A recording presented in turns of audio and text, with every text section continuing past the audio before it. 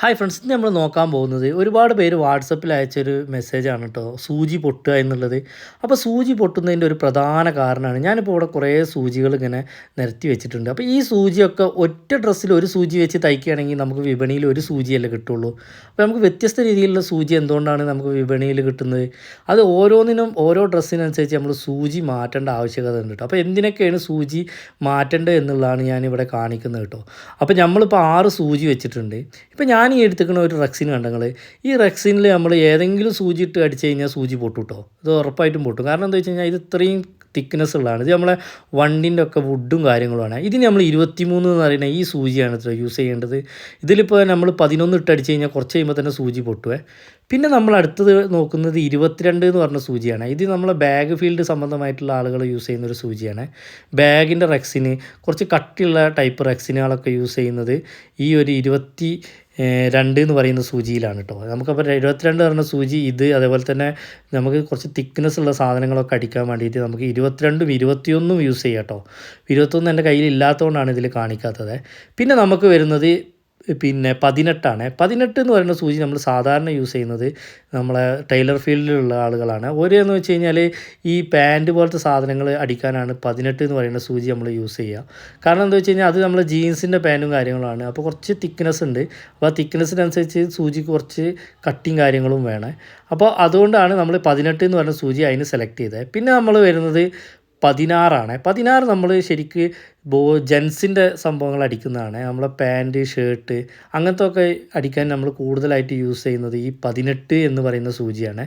അപ്പോൾ നമ്മൾ ലേഡീസിൻ്റെ യൂസ് ചെയ്യുന്നതാണെങ്കിൽ നമ്മൾ 16 യൂസ് ചെയ്യുന്നത്. ഇനി 16 എന്ന് പറയുന്നത് ലേഡീസിൻ്റെ ബ്ലൗസ്, പിന്നെ ലേഡീസിൻ്റെ ചുരിദാർ അങ്ങനത്തെ സംഭവങ്ങൾക്കൊക്കെയാണ് നമ്മൾ 16. 18 യൂസ് ചെയ്യുന്നവരുണ്ട്, പക്ഷേ നോർമലി നമ്മൾ 16 യൂസ് ചെയ്യണമെങ്കിൽ കുറച്ചും കൂടി സ്റ്റിച്ചിന് നല്ല ഫിനിഷിങ്ങും കാര്യങ്ങളും ഉണ്ടാവും കേട്ടോ. ഇപ്പോൾ 16 എന്ന് പറയുന്നതിൽ നമ്മൾ യൂസ് ചെയ്ത് കഴിഞ്ഞാൽ കുറച്ചും കൂടി നല്ല ഫിനിഷിങ് കിട്ടുന്നുണ്ട് 16-ന്. അപ്പോൾ 18-നെ സംബന്ധിച്ചിടത്തോളം നമ്മൾ ലേഡീസ് മാത്രം അടിക്കുന്നവരാണെങ്കിൽ ആ 16 എന്ന് പറയുന്ന സൂചി ചൂസ് ചെയ്യുകയായിരിക്കും കുറച്ചും കൂടി നല്ലതായിട്ട് എനിക്ക് തോന്നുന്നത്.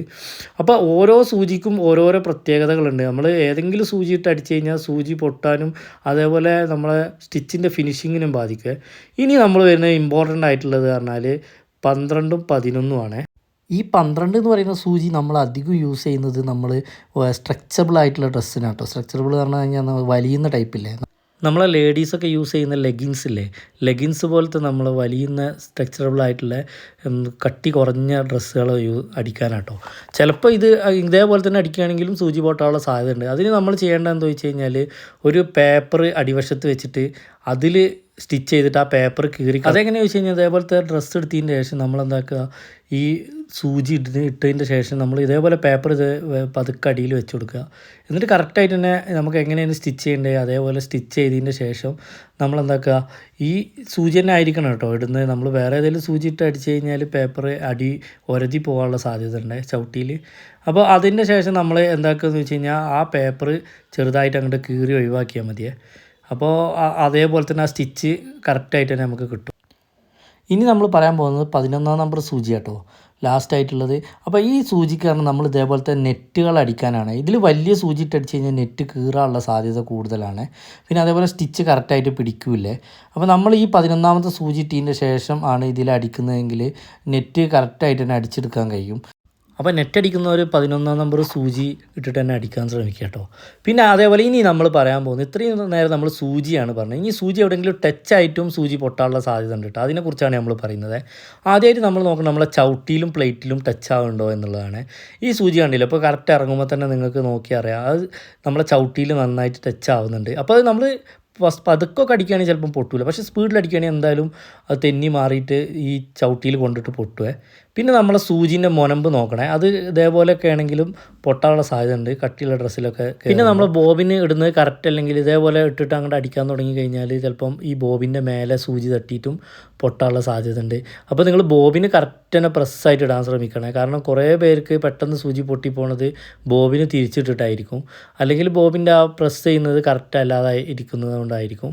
അപ്പോൾ അത് കറക്റ്റായിട്ട് നിങ്ങൾ നോക്കിയിട്ട് ബോബിന് കറക്റ്റാണോ നോക്കണം. സൂചി പൊട്ടി കഴിഞ്ഞാൽ വീണ്ടും സൂചിയിട്ട് അടിക്കുകയല്ല, നമ്മൾ ബോബിനിലൊക്കെ എന്തെങ്കിലും മിസ്റ്റേക്ക് വന്നിക്കണോ എന്ന് നോക്കിയതിൻ്റെ ശേഷം അടിക്കാൻ പാടുള്ളൂ. പിന്നെ അതേപോലെ നമ്മളെ സൂചിക്കാല ഇറങ്ങി നിൽക്കുന്നുണ്ടോ നോക്കണം.